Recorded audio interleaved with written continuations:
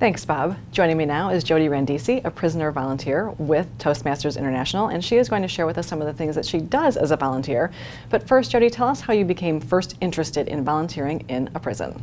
Well, my Toastmasters club here on Hilton had offered an opportunity to mentor a new club behind bars at Ridgeland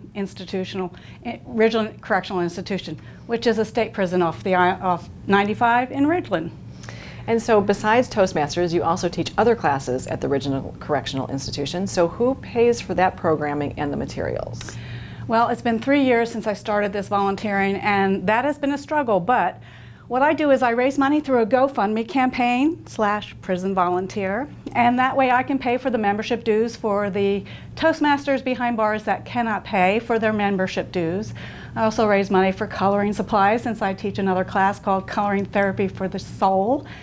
And then there's also other classes that I teach that need supplies. WHI-TRI for corrections, for example. That's resiliency training for social, emotional literacy. So there's lots of needs. Sometimes it's just about filling the gas tank. Yeah, to get there, sure. And so how do the inmates benefit from these programs, such as Toastmasters and WHI-TRI and the coloring, all those things that you just mentioned? Well, I'll tell you, Betsy, we really don't know the actual benefit of what happens when we, as volunteers, give educational programming to inmates.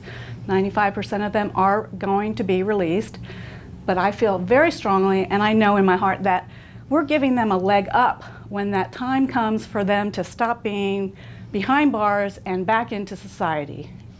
Well, I think it's a great service that you're offering. And what does it take to become a prison volunteer? Are there certain requirements or qualifications that somebody has to meet to do that? Well, actually, no. There's no formal qualifications. Okay. The SCDC, which is South Carolina Department of Corrections, will take an application from any volunteer, any kind of an educational program that they have in mind, sewing, like I do, coloring, Toastmasters, whatever, a book club, whatever it is.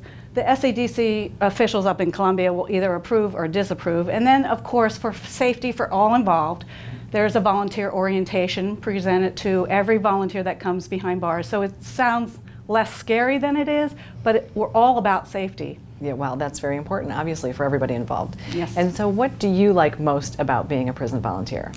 Well, I have to say the appreciation is overwhelming.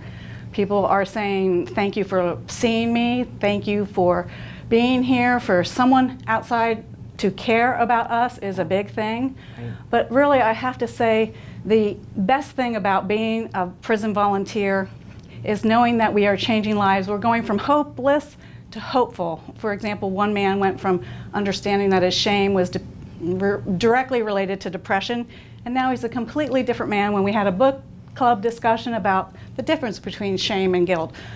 I am a mistake versus I made a mistake. Wow, that's really powerful. It is. And I understand there are a great number of concerns regarding our state prisons. So what does the future look like in that area? Well, that's a great question, because at the end of this month, on the 24th